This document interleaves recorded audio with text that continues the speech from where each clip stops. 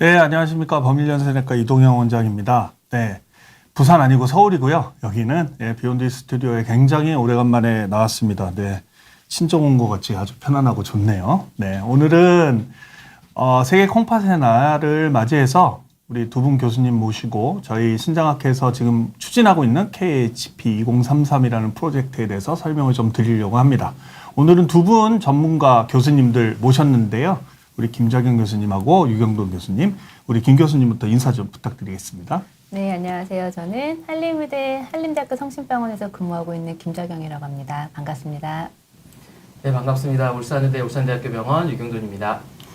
우리 유 교수님은 저랑 방송을 한 두세 번 하셨기 때문에 스튜디오가 좀 익숙하신데 우리 김자경 교수님은 오늘 지금 스튜디오에 처음 오셔서 약간 그러신데 워낙 달변이시기 때문에 오늘 잘해주실 거라고 믿고요. 네.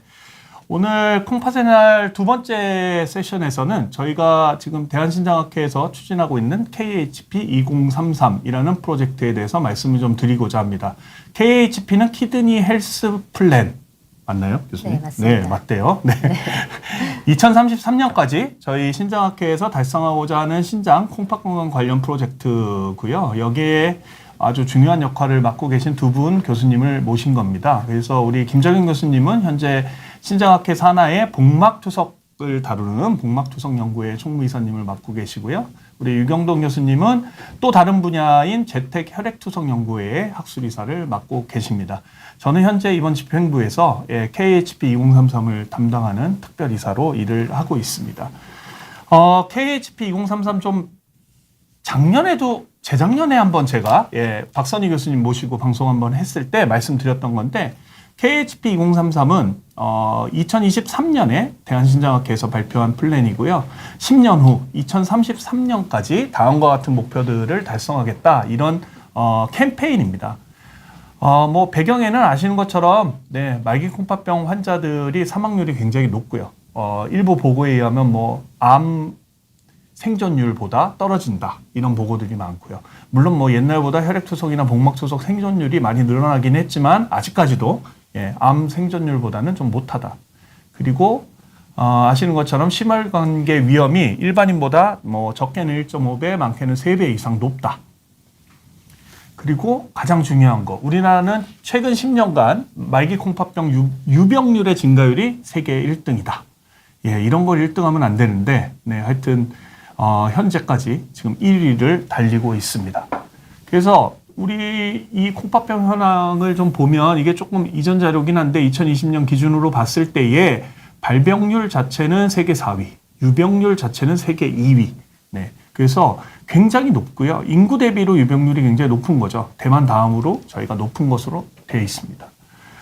그래서 이렇게 계속 만성 콩팥병 환자를 이대로 그냥 둔다 그러면 굉장히 높은 진료비 부담이 국가의 어떤 짐으로 주어지게 되고 사실 환자 1인당 진료비 높은 질병으로 꼽으라 그러면 거의 1, 2, 3위를 다툴 정도로 굉장히 큰 진료비 부담이 발생을 하고 있고 특히나 말기 콩팥병, 투석이나 이식으로 가야 되는 말기 콩팥병에 이르기 전 단계에서는 그렇게 큰 진료비 부담이 없지만 이식이나 투석에 이르르는 이 5단계에 진입을 하게 되면 1인당 의료비가 3천만 원, 또 전체 진료비가 2조 7천억이라는 어마어마한 규모의 진료비 부담을 국가가 져야 되기 때문에 역으로 말씀드리면 이런 만성 콩팥병 질환을 미리 발견해서 잘 치료해서 말기 콩팥병으로 가지 않도록 한다 그러면 국가 재정에도 도움이 되고 환자분들에게도 도움이 될 거다라는 취지로 저희가 이런 프로젝트를 만들게 됐습니다. 우리 프로젝트 중에서 가장 중요한 세 번째가 이제 재택 치료를 늘리자라는 내용인데요. 저는 개인적으로는 이제 대한재택의료학회 총무이사를 맡고 있습니다. 우리나라가 지금 재택의료의 어떤 붐이 일고 있죠. 그래서 여러 분야에서 진료 분야에서 재택 치료를 늘리고자 하는데 안타깝게도 저희 신장 질환 부분에서는 이런 재택 치료의 비중이 오히려 줄고 있다. 자세히 보면 지금 현재 가능한 재택 치료로는 KT, 그러니까 이식, 그다음에 PD라고 하는 거는 이제 복막투석인데요. 아시는 바와 같이 이식은 공여자의 숫자가 일정하고 뇌사자 공여의 수준도 갑자기 뭐 2배, 3배가 될 수는 없는 환경입니다. 그렇기 때문에 신장 이식은 비슷하다고 봤을 때에 이 복막투석이 어느 정도를 해주느냐가 우리나라 재택치료를 지금 좌지우지한다고 봐도 되는데 중요한 거는 지금 현재 10년간 이런 복막투석의 비율이 많이 줄고 있습니다. 그래서 어떻게 보면 사멸이 될지도 모르겠다 이런 걱정을 저희 전문가들이 하고 있기 때문에 이런 부분에 있어서 이 KHP2033이라는 플랜을 통해서 복막투석 또 이따 다시 마지막에 말씀드릴 재택 혈액투석을 포함해서 환자들이 집에서 투석할 수 있는 옵션을 좀 늘려보고자 하는 것이 저희 플랜의 핵심이라고 말씀드릴 수 있겠습니다.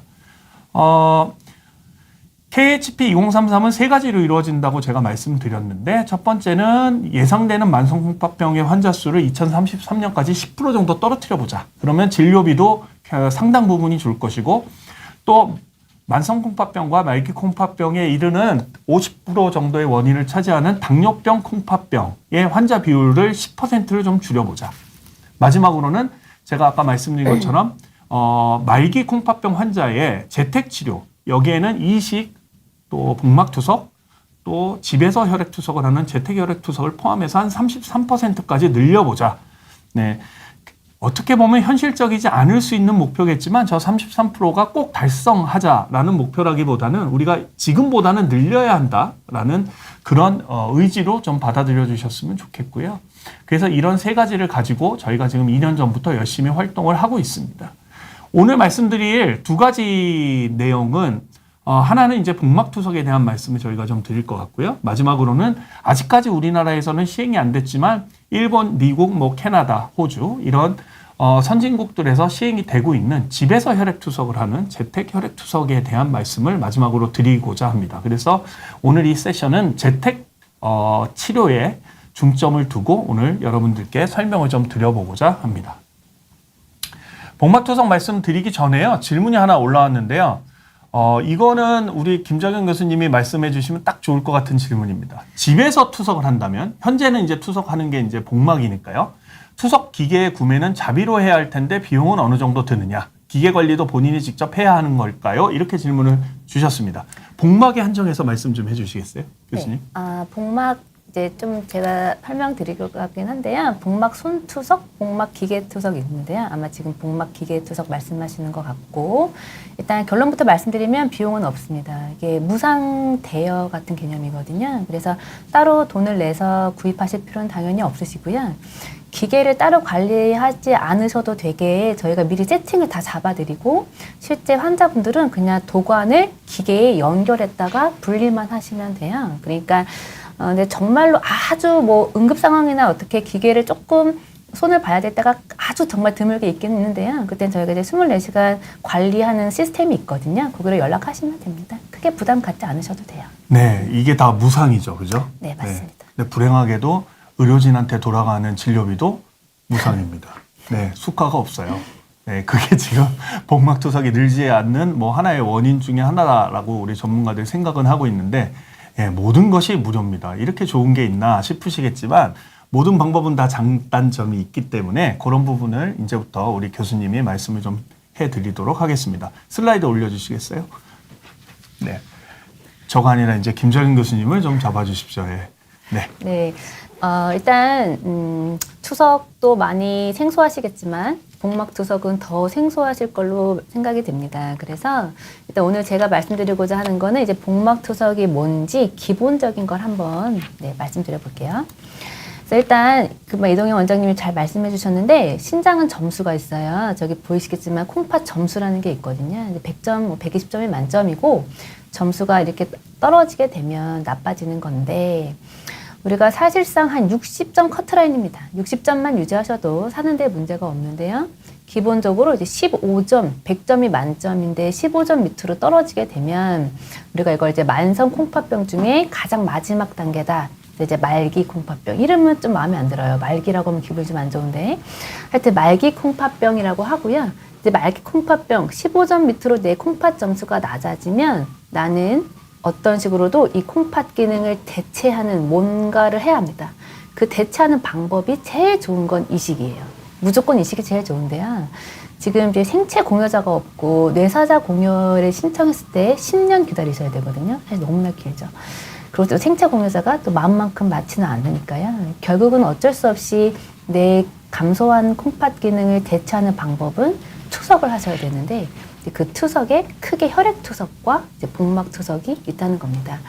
여러 지금 이제 보시는 여러 분들은 아마 혈액 투석을 거의 다 알고 계실 것 같고요.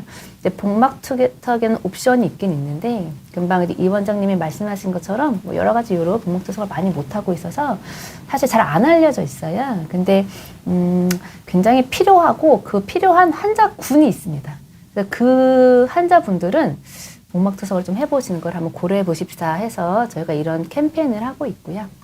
그래서 15점 미만으로 신장 기능이 나빠져서 뭐 밥맛이 떨어지고 전신 쇠약감 굉장히 피곤하고 울렁거리고 토할 것 같고 배는 고픈데 밥을 먹으려면 토합니다. 그게 아주 굉장히 특징적이거든요. 그 소변에 이제 거품이 잔뜩 나오면서 뭐 전신이 좀 붓기도 하고 뭐 이런 건데요. 근데 이런 증상이 생기면 아, 내 콩팥이 약해져서 이제 신장 대체를 해야 되는데 뭘로 대체할 것이냐. 제일 좋은 건 이식이지만 힘들기 때문에 우리는 혈액 투석 혹은 복막 투석을 하게 되는데요. 제가 오늘 꼭 하나 말씀드리고 있으면 투석 방법은 변경이 가능해요.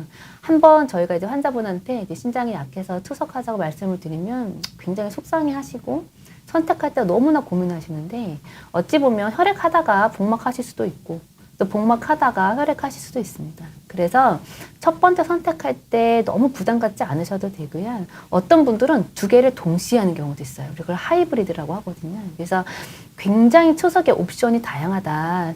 알고 계시는 것처럼 뭐 하나 하면 끝까지 그거로만 하고 이런 건 좀 아니에요. 그래서 다양하고 변경이 가능하다는 게 가장 중요한 포인트가 됩니다. 네, 여기 보시는 것처럼 혈액 투석은 이제 투석, 피를 걸러주는 내 피를 한번 뽑았다가 기계에서 걸러서 다시 넣어줘야 되니까 이걸 해줄 수 있는 어떤 센터에서 보통 많이 하는데요. 요즘에는 이제 재택 혈액 투석도 많이 강조하고 있는데 아직까지는 일주일에 2번, 3번 정도 투석실을 방문해서 투석을 하게 되는 거죠. 복막 투석은 말 그대로 집에서 하는 투석입니다. 제가 조금 다시 설명드릴 건데요. 그러면 아까 서두에 꼭 복막 투석이 좀 좋을 것 같은 분들이 분명히 계시거든요. 이제 그분들이 누구일까 보면 일단 회사를 다니는 분들. 이제 월수금, 화목토 이런 식으로 혈액 투석을 이제 투석실에 정기적으로 가셔야 되는데 그러면 사실은 회사 다니기가 조금 힘들 수가 있잖아요. 또 자영업 하시는 분들은 좀 시간적 여유가 있을 수도 있지만 뭐 회사나 이런 시간이 좀 빠듯한 분들은 사실 집에서 하는 게 낫겠죠. 왜냐하면 복막 투석의 주된 개념은 집에서 밤에 하는 거거든요. 그러니까 낮에 굳이 어디 의료진을 만나지 않아도 된다. 병원에 자주 오지 않고 한 달에 한 번만 가면 된다. 뭐 이런 장점이 있습니다. 혈액 투석도 굉장히 좋은 투석의 옵션인데요. 혈액 투석을 가야 되잖아요. 뭐 어디든 가야 되는데 혼자 다니기가 좀 힘들 수 있잖아요. 그런 분들도 사실은 조금 복막 집에서 해보는 건 어떨까. 예를 들면 제 환자분들 중에 또 대부분들은 복막을 하다가 거동이 이제 조금 좋아지면 혈액으로 바꾸는 경우도 있어요. 그러니까 굉장히 유두리가 있다. 이렇게 보시면 되고요. 혈액 투석은 보통 3-4시간 이제 누워서 피를 거르게 되는데 뭐 허리가 너무 아파서 눕지 못한다던가 이런 경우도 가능성이 있고요. 혈관을 투석 혈관 혈액 투석을 하려면 내 바늘을 2개를 딱 넣어서 하나는 빼내고 하나는 걸러서 넣어주는 쪽이 있는데 그 혈관이 이제 너무 이제 못 만드는 경우가 좀 있거든요. 이런 경우도 대신에 복막으로 하게 되는 그런 상황인 거죠. 하지만 누구나 또 다 할 수 있는 건 아닙니다. 일단 도관, 제가 사진을 보여드릴 건데요. 도관이 하나 있어야 되기 때문에 그 물에 닿으면 좀 염증이 생길 수 있어요. 그래서 수영을 유난히 좋아하신다거나 제 환자분 중에 수영 강사가 있었어요. 못 하셨죠.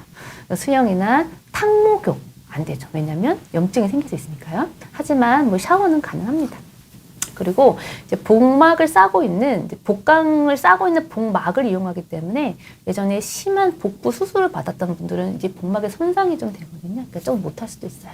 그리고 아주 체구가 너무 크거나 키가 굉장히 크거나 조금 많이 비만하신 분들도 사실 조금 힘들 수 있어요. 그 다음에 이게 집에서 하고 굉장히 간단한 거긴 하지만 어느 정도 이제 간단한 것들을 습득을 해야 되잖아요. 그러니까 뭐 치매가 있거나 이런 분들은 사실은 못하게 되는 거죠. 자, 그래서 복막도 결국은 원리는 혈액과 똑같다고 보시면 됩니다. 체내에 쌓여있는 노폐물을 빼내는 거죠. 빼내는 건데 이제 내 복막에 굉장히 혈관이 쫙 분포가 되어 있어서 아주 넓은 혈관이 있거든요. 그 혈관 벽으로 노폐물을 이제 빼내게 되는 아주 간단한 원리가 됩니다. 아까 말씀드린 것처럼 복막 손투석, 손으로 그냥 하는 거, 내가 조작해서 하는 거죠. 복막 기계투석, 기계가 도와줘. 기계 이렇게 생겼어요. 그래서 제가 환자분들한테 프린터보다 좀 작다 설명드리거든요. 이렇게 놓되는 거죠. 그러면 이렇게 되는데 손투석은 하루에 보통 뭐 2번, 3번, 4번 정도 교환을 해요. 교환이라는 건 내가 이제 배 안에 있는 걸 빼내고 새로운 투석을 넣는 거. 제가 동영상 한번 보여드릴 건데요. 그걸 교환이라고 하고요. 한 번 교환할 때는 2, 30분 정도 걸려요. 빼는데 한 20분, 넣는데 10분. 그러니까 내가 하루에 이 교환을 3번 한다 그러면 한 30분씩 3번은 투자해야 되는 거죠. 노폐물을 걸러야 되니까. 하지만 그렇게 2, 30분을 투자하고 나면 나머지 시간은 그냥 일상생활 하시면 됩니다. 똑같이요. 근데 나는 이제 손으로 조작하는 게 조금 귀찮거나 좀 헷갈리거나 굳이 할 필요가 없겠다. 이런 분들은 복막 기계를, 이 기계는 무상으로 집으로 대여가 되고요. 또 다시 복막 하다가 기계 하다가 손투석 하시는 분들도 있거든요. 그럼 다시 회수해 가고 뭐 그렇습니다. 근데 이거는 이제 밤에 자는 동안이에요. 그래서 주무실 때 내 복막관을 요 기계에 연결하고 나면 뭐 짧게는 8시간, 조금 길게는 10시간까지 하거든요. 가장 좋은 포인트는 손으로 뭔가를 조작하지 않아도 되는 게 가장 좋은데 이제 대신에 기계와 내 몸이 연결이 되어 있겠잖아요. 그러니까 그게 좀 불편하실 수도 있어요. 그래서 지금 사진은 이렇게 되어 있는데 보통은 이렇게 바퀴 달린 이렇게 돌돌이 같은 카트 있잖아요. 카트 위에 올려놓고 주무세요. 그래서 이제 뭐 화장실 가고 싶으면 돌돌이 끌고 화장실 가고 뭐 부엌에 가야 되면 돌돌이 끌고 물 마시러 가시고 이렇게 하시면 되는 거죠. 이것도 이제 사실은 이제 누가 더 좋은지는 잘 모르기 때문에 환자분한테 2가지 옵션을 다 드립니다. 복막 환자들한테는 손투석도 해보시게 하고 기계투석도 해보시게 해서 더 원하시는 거 하시라고 해요. 보통 비슷하거든요. 그래서 본인이 그냥 원하는 거 선택하시면 됩니다. 추가 비용이 드거나 이런 건 없어요. 그럼 계속 도관이라는 얘기가 나오는데요. 그럼 이 투석 물을 넣고 혹은 기계에 연결할 수 있는 무슨 장치가 하나 필요할 거 아니에요. 그 장치를 우리가 이 배 안에 이렇게 살짝 예쁘게 넣어줍니다. 그래서 여기가 출구가 되고요. 도관이 몸 밖으로 나오는 출구가 되고 안쪽으로 이렇게 골반강 안에 얌전하게 이렇게 도관이 자리 잡고 있어요. 반영구예요. 한 번 넣으면 죽을 때까지 쓸 수 있습니다. 근데 이제 보통 그 사이에 이식으로 하시거나 이제 하다가 나이가 너무 많아지면 이제 귀찮으니까 혈액으로 많이 바꾸시는 경우도 있거든요. 이제 그럴 때는 빼버리면 되는 거죠. 이렇게 보여요. 실제 환자분들입니다. 그래서 여기 배꼽, 여기 출구가 나오죠. 그러니까 앉아서 이렇게 자기 배를 보면 출구에 이렇게 도관이 하나 나와 있어요. 이 몸 밖으로 이 길이를 많이 궁금해 하시는데요. 뭐 짧게는 15cm, 길게는 20cm. 이게 너무 길면 불편하죠. 하지만 또 너무 짧으면 특히 기계 투석하시는 분들은 너무 기계랑 거리가 가까워지면 불편하거든요. 어느 정도 거리가 좀 있어야 편하시고요. 근데 이제 문제는 이게 덜렁덜렁 하는 걸 걱정하시거든요. 근데 이제 그렇지 못하게 저희가 이제 고정하는 대를, 복대 같은 건데 이제 고정대를 드립니다. 여름용, 겨울용이 다 있어서 편하시게 쓰시면 돼요. 근데 물론 저희가 이제 이런 디자인을 조금 많이 고민을 하고 있는데 아직까지 쓸 수 있는 거는 이런 식으로 나옵니다. 그럼 이제 집으로 저희가 이제 한 달에 한 번 정도 이 투석을 할 수 있는 액을 배송을 해요. 배송을 드리면 집에 이제 투석 액이 쌓여 있는 거지. 쌓여 있으면 이런 폴대를 갖다 드리거든요. 여기다가 이제 이걸 걸어가지고 넣고 빼고를 하시면 됩니다. 그래서 기본적으로 여기가 이제 배잖아요. 배고 내 배를 싸고 있는 복막을 이용해서 투석을 하게 되는데 일단 여기 보면 이렇게 우리가 노폐물이 잔뜩 들어가 있는 투석액을 빼내고 한번 줄을 씻어내고 새로운 물을 넣으면 끝나는 거예요. 그래서 일단 빼는데 한 20분, 줄 씻는데 한 2분, 넣는데 한 10분. 그래서 토탈 한 30분 정도 걸린다고 보시고요. 말씀드린 것처럼 손투석을 하게 되면 하루에 한 2, 3, 4번. 기계가 하면 기계가 알아서 넣었다 뺐다 넣었다 뺐다. 본인은 그냥 기계에 연결했다가 아침에 기계에서 분리만 시키면 되는 이제 그런 원리입니다. 한번 실제로 환자분 한번 보여드릴게요. 제 환자분이었는데요. 환자 저희가 이제 교육용으로 만들었습니다. 소리가 여기 우리 간호사 복막 담당 간호사가 있고요. 이렇게 보여요. 잘 보이시나요?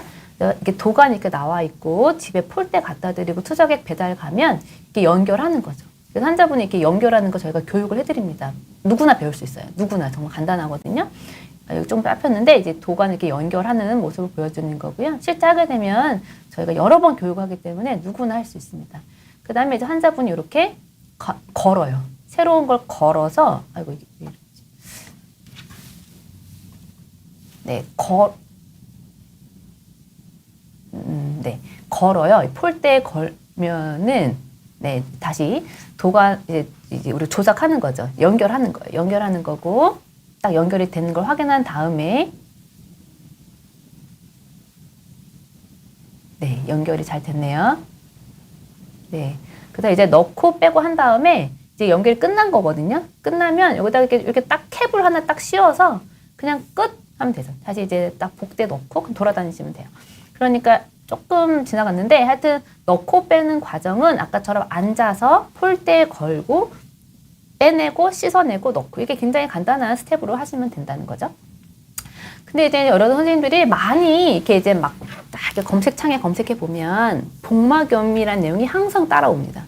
복막 투석 환자들은 복막염을 미리 너무나 걱정하셔서 못 하시는 경우가 있거든요. 또 이렇게 집에서 하는 거니까 내가 뭐 잘못해서 염증 생기면 어떡하나 이렇게 많이 고민하시는데요. 저희가 이제 잘 관리가 되는 그런 복막 환자들은 2년에 한 번 복막염이 걸리는 게 평균이에요. 그러니까 내가 지금부터 복막 투석을 시작했을 때 2년 안에 한 번 걸릴 수도 있고 아닐 수도 있어요. 근데 저희 국내 데이터는 훨씬 더 잘 나오고 있어서 국내에서 잘 관리되는 그냥 센터에서 한두 달에 한 번씩 관리 받으면서 복막 투석을 하시면 3년에 한 번 걸릴까 말까 하는 걸로 나옵니다. 그러니까 미리 복막염을 걱정해서 여러 가지 좋은 옵션을 놓치실 필요는 없는 거죠. 실제로 복막염이 생기면 이렇게 투명해야 되는 투석액이 뿌옇게 변해요. 딱 보면 알죠. 그러면 이제 항생제를 조금 먹고 그래서 치료를 하셔야 되는 이제 그런 건데요.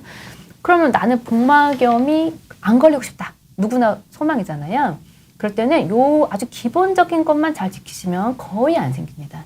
그래서 일단 당연히 이제 교환할 때 손은 깨끗하게 씻어야겠죠. 그리고 마스크를 쓰는 게 굉장히 중요하고 나만의 공간 혹은 좀 독립된 공간이 있으면 좋아요. 좀 깨끗하게 유지할 수 있으니까요. 근데 하다 보면은 이제 이게 굉장히 간단하고 누구나 할 수 있잖아요. 하다 보면 막 식사하시면서 막 교환하시는 경우도 있고요. 운전하면서 하시는 경우도 있어요. 제가 너무나 놀랬거든요. 절대 그러시면 안 됩니다. 밥 먹다가 하면 거의 생긴다고 보셔야 되고 하여튼 원칙만 지켜서 하시면 그렇게 우려하시는 것만큼 복막염이 절대로 안 생깁니다. 그리고 이제 설사 같은 거 하면 복막염 생길 가능성이 당연히 높잖아요. 그러니까 이제 음식 같은 거 조심해서 드시고 금주 구면 당연히 하시면 됩니다. 소독만 기본적으로 잘 하시면 크게 걱정하실 필요는 없고요. 이렇게 소독하는 방법도 굉장히 심플해요. 그냥 소독 바 갖고 이렇게 해가지고 잘 말려가지고 하루 이틀에 한 번 정도 잘 소독하시면 누구나 할 수 있잖아요. 하면 되는 거죠. 가장 걱정하시는 부분이 요즘에 이제 애완동물, 반려동물을 많이 키우시는 분들이 걱정을 좀 하십니다. 나는 혼자 할 수는 있는데 집에 애완동물이 있다. 어떡하겠느냐. 사실 애완동물이 있으면 눈에 보이지 않는 먼지가 많다는 건 다 알고 있잖아요. 일단 가이드라인에서는 교과서적으로 학회 차원에서는 애완동물은 투석을 하는 공간에 들어오면 안 돼요. 눈에 보이지 않는 먼지가 사실은 배제가 안 되잖아요. 그래서 사실은 애완견을 키우면 안 된다는 건 아니고요. 애완동물을 다 하시면서도 하실 수 있는데 요 복막 교환을 하는 요 방에는 애완견이든 애완묘든 들어오면 안 되는 거죠. 독립된 장소가 필요합니다. 그리고 이렇게 이제 한 번씩 이렇게 열심히 잘 환기 이런 거 시켜주시고 이러시면 설사 반려동물 키우시더라도 다 하실 수 있어요. 하지만 같이 하면 안 돼요.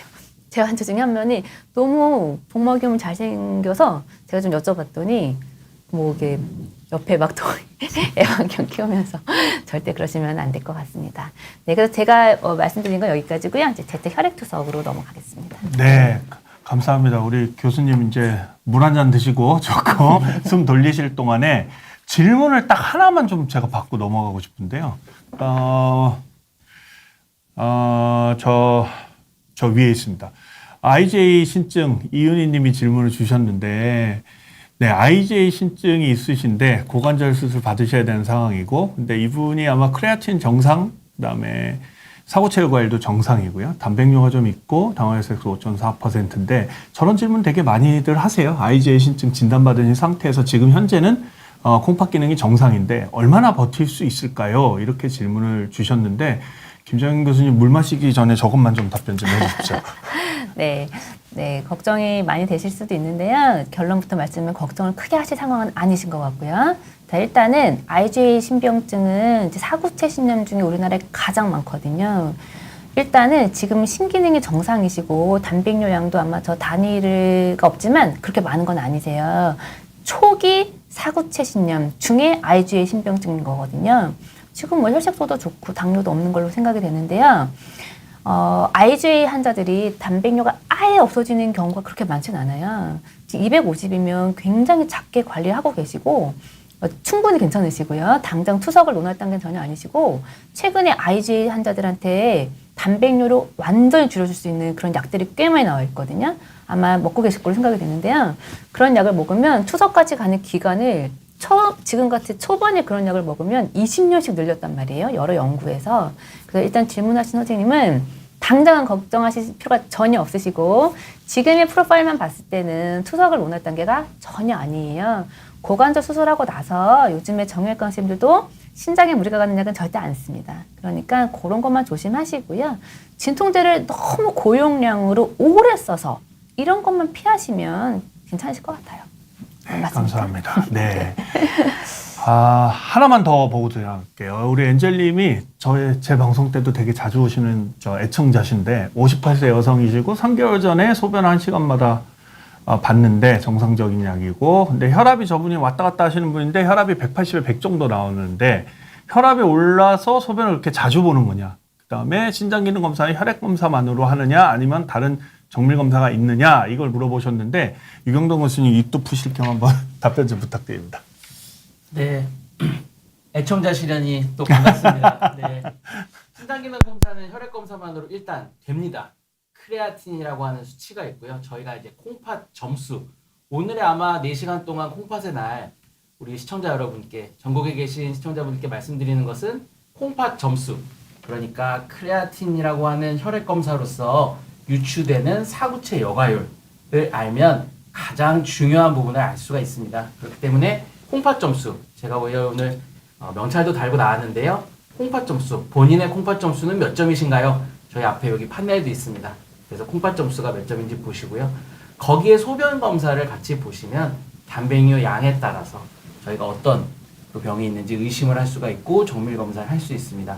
더 해본다면 여러 가지 영상 검사, 심장 초음파 등으로 신장 크기, 선천성 신기형 등을 같이 볼 수가 있는 것이죠. 그래서 엔젤님, 네, 반갑습니다. 그래서 콩팥 점수 꼭 알아보시기 바랍니다. 네, 감사합니다. 네, 교수님 모시고 조만간에 방송 한번 해야 되겠어요. 이제 입이 풀리셨는데 네. 안타깝네요. 네, 자 이제 슬라이드 좀 올려주시고요. 우리 이제 지금부터 말씀드릴 거는 재택 혈액 투석에 대한 내용입니다. 굉장히 생소한 내용인데요. 우리 교수님이 여기 그 재택 혈액 투석 연구의 학술이사를 맡고 계시기 때문에 아주 쉽고 자세히 설명을 해 주실 것 같습니다. 교수님 부탁드립니다.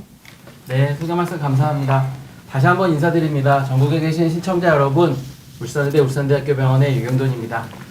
저희 KHP 2033 대한신장학회 캠페인은요, KHP 플러스 2033으로 이루어져 있습니다. 그래서 저희 콩팥 기능은 다른 질환과 아마 가장 많이 구분이 된다는 점이라면 이제 연세가 들어감에 따라 신장 기능이 떨어진다는 것이겠죠. 그렇게 생각했을 때 모든 사람은 나이를 먹으니까 신장 기능이 떨어지기 마련입니다. 그래서 지금 우리가 준비하고 있는 미래에 다른 방법이 없을까? 2033년에는 과연 집에서도 혈액 투석을 할 수 있을까? 라는 질문을 오늘 가지고 와 봤습니다. 오늘 사회 보시는 이동영 원장님과 저는 재택 혈액 투석 연구회라는 모임을 만들어서 활동을 하고 있고요. 그런 내용 소개해 드릴 예정입니다. 일단 답을 먼저 드리자면 아직까지 우리나라에서는 안 된다. 그런데 이것이 왜 필요하고 어떤 의미를 가지고 있는지 오늘 여러분들과 함께 말씀 나누고 싶다 정도가 되겠습니다. 우리나라의 혈액투석 치료, 혈액투석 유병률 아까 말씀 주셨는데요. 안 하셨습니다. 다른 방법은 없을까? 복막투석 저도 굉장히 선호하는 방법입니다. 그러면 또 다른 방법은 없을까? 지금 최근에 저희 코로나가 저희 사회, 우리 대한민국 사회에 미친 영향은 정말 어마어마했죠. 우리 혈액투석 환우분들 아마 다 알고 계실 텐데 아무리 코로나가 무서워도 투석을 그만둘 수는 없습니다. 이 코로나 양성, 그러니까 우리가 예상하지 못했던 신종 감염병을 우리가 어떻게 대응을 해 나가야 될 것인가. 이런 것들에 우리가 재택 치료라는 부분이 조명을 받고 있는 이유가 또 되겠고요. 복막투석은 확실한 이점이 있습니다. 집에서 우리 김정환 교수님께서 자세히 소개해 주셨듯이 정말 장점이 많은, 그렇지만 그 장점에 비해 홍보가 덜 돼 있어서 저희 학회에서는 복막투석에 대해서 확실한 이점을 여러 환우분들께, 그리고 환우를 가지고 아직 투석을 하지 않는 콩팥병을 가지고 계신 환자분들께 알려드리려고 많은 노력을 하고 있고요. 그런데 이러한 재택 의료 투석 중에서 우리나라에서 아직 못하지만 여러 선진국들과 다른 나라에서 할 수 있는 이런 재택 혈액 투석에 대해서도 국내의 많은 모임, 서울대병원을 중심으로 하는 그런 투석기 개발 등이 이루어지고 있습니다. 다른 방법은 없을까라는 질문에 그럼 다른 나라들은 어떻게 하고 있을까? 라는 슬라이드를 하나 준비해 봤습니다. 여기 보면 검은색이 혈액 투석의 비율입니다. 쫙 돼 있는데 검은색의 비율이 높죠. 그리고 여기 짙은 회색이 복막투석입니다. 짙은 회색이 복막투석입니다. 그런데 여기 중간에 회색이 있죠. 여기 회색으로 표현한 것도 재밌었는데요. 우리가 회색지대라는 말을 하지 않습니까? 재택투석의 장점은 가져가면서 혈액투석의 또한 장점, 복막투석에 비해 혈액투석이 같이 가지고 있는 그런 회색지대의 장점을 적용한 것이 재택 혈액투석 치료라고 할 수 있을 텐데 어떻습니까? 미국, 그리고 노르웨이, 네덜란드, 그리고 영국, 캐나다, 스웨덴 이런 나라들, 뉴질랜드를 비롯해서 하고 있죠. 그래서 이 슬라이드를 가져온 논문의 제목이 리서전스, 재상승, 그러니까 재택 혈액 투석이 조명을 다시 받고 있더라 하는 내용에서 가져와 봤습니다. 미국은 어떨까요? 미국은 이 논문은 이제 트럼프 대통령 1기 때 아메리칸 키드니 헬스 이니셔티브라는 것을 설명한 논문에서 가져온 포지션 페이퍼인데 재택 혈액 투석을 대폭 늘려보자 라는 어떤 주장이었고요. 그래서 실제로 미국에서는 복막도 물론이지만 재택 혈액 투석 환자가 증가되고 있습니다. 일본은 어떨까요? 일본은 여기 표가 조금 작지만 말씀드려 보겠습니다. 일본은 굉장히 혈액 투석이 발달된 나라죠. 일본에서는 재택 혈액 투석을 보험 커버리지를 한 이후에 중간에 제도를 정비했습니다. 자, 일본. 이도영 원장님 일본이랑 굉장히 많은 일을 하시잖아요. 그리고 전 세계에서 일본은 고령화에 대해서 대응이 가장 잘 되는 나라라고 할 수 있겠습니다. 그래서 일본에서도 이러한 재택 혈액 투석을 한 가지 옵션으로서 환자분들께 제공하고자 하고는 모임이 굉장히 많고요. 이런 국가적인 차원의 도움을, 그러니까 여러 가지 비용이나 환자 교육 부분 뒤에서 또 말씀을 드릴 텐데요. 그런 부분을 강화하고자 하고 있습니다. 저희가 이제 재택 혈액투석 연구회와 조인을 맺고 있는 스기노키 클리닉에 와키 야이게라는 데이케어 센터를 몇 번을 견학을 자주 다니고 있습니다. 그러니까 일종의 투석실과 노인정과의 짬뽕 개념이라고 생각하시면 됩니다. 요게 이제 목욕 보조시설, 서서 목욕하시는 거거든요. 그러니까 할머니, 할아버지들, 평균 나이 약간 90세 정도 되시면 이제 후배, 이제 한 90대 중반 정도 되셔야지 이제 약간 이제 얘기 좀 하실 수 있는. 그래서 아침에 오셔가지고 데이케어 센터에서 여러 가지 놀이 치료하시고, 재활 운동하시고, 목욕하시고, 투석까지 받고 가는 그런 데이케어 센터가 있었습니다. 그래서 이제 여기 이게 제 뒷모습이고요. 여기 이제 여러 투석기 120대에 유지 환자가 200분 정도. 근데 이 병원은 특이하게 오버나잇 혈액 투석, 그러니까 저녁 때, 그리고 미드나잇 혈액 투석, 이렇게 해서 투석을 시작하는 시간, 그러니까 일본과 같은 경우는 국제적인 데이터를 봤을 때 단위 시간당 투석의 전달량이 가장 이제 적은 편에 속합니다. 그래서 혈액 투석 중에 합병증을 줄이고자 하는데요. 그래서 안전하게 야간에 투석을 하는 모습을 볼 수가 있겠고, 우리나라에서는 많이 제공되지 않는 다양한 옵션들을 가지고 있는 것을 봤습니다. 그래서 이러한 녹터너 HD, 시간을 야간에 하면서 관리가 철저하고 비교적 안정적인 환자에게 낮은 혈류량을 제공해서 환자는 주무시면서 할 수 있는 혈액투석을 제공하고 있었죠. 제가 이런 내용들을 보면서 일본에서는 참 여러 가지 다양한 옵션이 있겠구나. 그리고 그 환자의 맞춤을 더 해드릴 수 있겠구나. 오늘 저희 이제 새로운 재택 혈액투석을 소개해 드리면서 그리고 재택 치료를 강조하는 복막투석을 환우분들께 조금 더 말씀드리면서 저희 대한신장학회와 신장내과 의사들이 어떤 점에 더 주안을 두고 있느냐. 그래서 환자분께서 본인 삶의 중요한 삶의 가치. 아까 이제 김정현 교수님께서 수영 강사분인 이제 환자분 말씀을 주신 적이 있었는데요. 그런 환자분의 어떤 개인적인 상황을 조금 더 반영하고 우리가 말기 콩팥병이 됐지만은 이런 다른 방법의 옵션이 없을까 항상 많이 고민하고 있습니다. 여기 이제 요 환자분, 요 원장님 자주 만나시는 환자분일 텐데요. 이분이 이제 타케시다 상입니다. 이분이 등치가 굉장히 좋으세요. 굉장히 좋으시고 저희가 이제 본인의 동의를 받아서 본인의 목소리를 그리고 본인이 직접 써주신 본인의 이력서입니다. 투석 환자의 이력서. 실제로 일본에서는 재택 혈액 투석을 본인이 원한다. 그러면 시험을 통과해야 됩니다. 우리나라 운전면허 필기시험 같은 거거든요. 그래서 그 운전면허 필기시험에 해당하는 그 시험에 떨어지면은 못합니다. 그래서 그 시험을 받고 이 환자분의 목소리입니다. 투석을 선고받았을 때 내 인생을 끝냈다고 생각했다. 이식도 고려했지만 쉽지 않았다. 그래서 담당 의사인 이제 고두다 선생님 병원의 환자분인데 내가 먼저 나는 이런 재택 혈액 투석을 해보고 싶다라고 내 의사를 전달했다. 라고 얘기를 하셨습니다. 자, 그래서 저희가 같이 협약을 하고 있는 일본 재택 혈액 투석 연구회에서 직접 받은 우리 환자분의 영상과 직접 하시는 장면들을 보여드리고자. 그래서 저희 재택 혈액 투석 연구회가 발족하고 난 이후에 굉장히 많은 질문들을 받습니다. 그 질문의 핵심은 제가 할 수 있을까요? 혈액투석 이거 과연 이게 집에 설치가 될까요? 미국에서 하는 거 아닌가요? 뉴질랜드나 호주처럼 투석병원이 아주 먼 곳이어서 하는 거 아닐까요? 실제로 도쿄에 많은 재택 혈액투석 환자분들이 있습니다. 그런 것들이 어떻게 되느냐? 백무리 불여일견. 실제로 우리 타카하시 상에 하는 장면들을 이제 보여드립니다. 여기가 이제 자택입니다. 자택이고 2층 방이에요. 원래 이제 따님의 방이었다고 합니다. 그리고 이분이 원래 건축을 하시는 분이었고, 그래서 이제 직접 배웠습니다. 그래서 저 방에 설비도 스스로 많이 이제 하셨다고 하고, 이제 여기 저희가 이 과정을 이제 프라이밍이라고 하는데, 이 과정도 배우시면 누구나 할 수가 있고요. 우리가 그런 부분을 이제 교육으로 하는 프로그램을 일본에서는 교육 시간 자체에 대한 수가가 배정이 되어 있습니다. 그래서 이분은 재택 혈액 투석을 매일 하십니다. 자, 그래서 실제로 오늘의 논문을 보여드리지는 않았는데 미국에서는 다양한 형태의 재택 투석, 호주에서는 다양한 형태의 재택 혈액 투석이 여러 가지 연구들이 적용이 되고 있습니다. 재택 혈액 투석을 하면 그것을 몇 번 하겠느냐, 시간을 얼마나 하겠느냐, 2시간씩 6번을 하겠느냐, 3시간씩 5번을 하겠느냐 등등 본인의 생활 형태를 반영한 혈액 투석의 구조를 내가 짜볼 수 있다는 것이죠. 그래서 이 타케시타 같은 경우는 매일 하면서 이분이 조혈제를 안 쓰세요.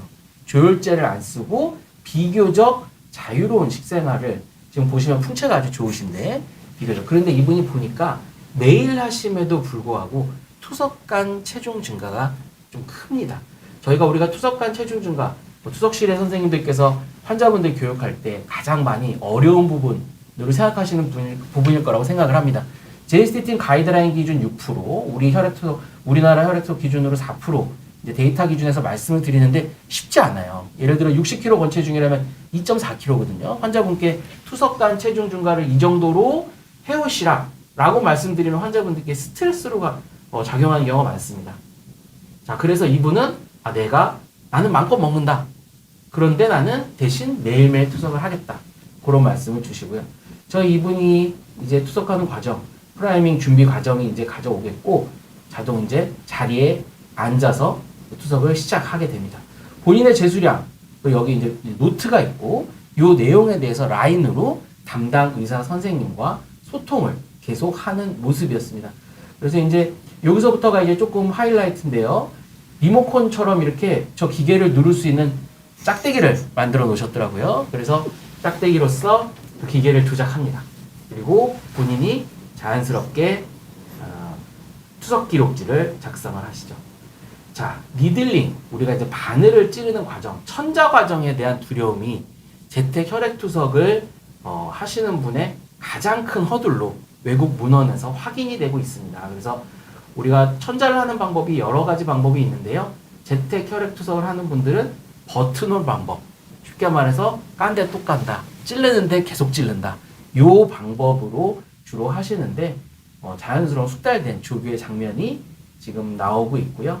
그래서 본인의 천자 자리를 천자하면서 능숙하게 이제 실패 없이 확실하게 지금 실제로 저러한 버튼홀 테크닉을 스스로 교육하는 센터들도 외국에서는 많이 이제 되고 있습니다.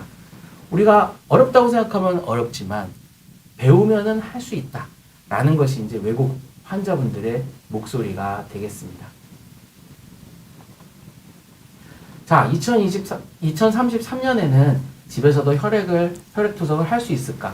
아직까지는 뭐 쉽지는 않은 이야기입니다. 여러 가지 규제도 있겠고 관계 법령 등등의 문제도 있겠는데 저희 대한신장학회 미래를 준비하는 KHP 2033에서 이런 부분에서 생각을 하는 것은 과연 우리가 환자분들에게 가장 중요한 것, 말기신부전 환자에서 자기 결정권의 우선순위를 더 높여나가고자 합니다.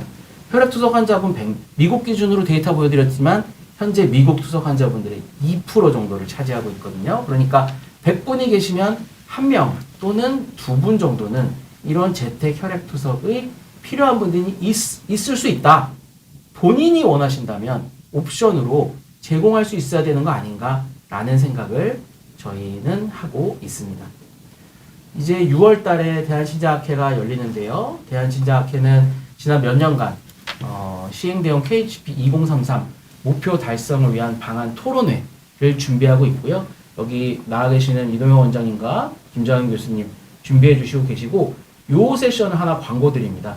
도쿄에 닥터 하라 이제 도쿄 대도시에 저는 일본의 투석실 이제 항상 이제 많이 배우러 보러 다니는데요.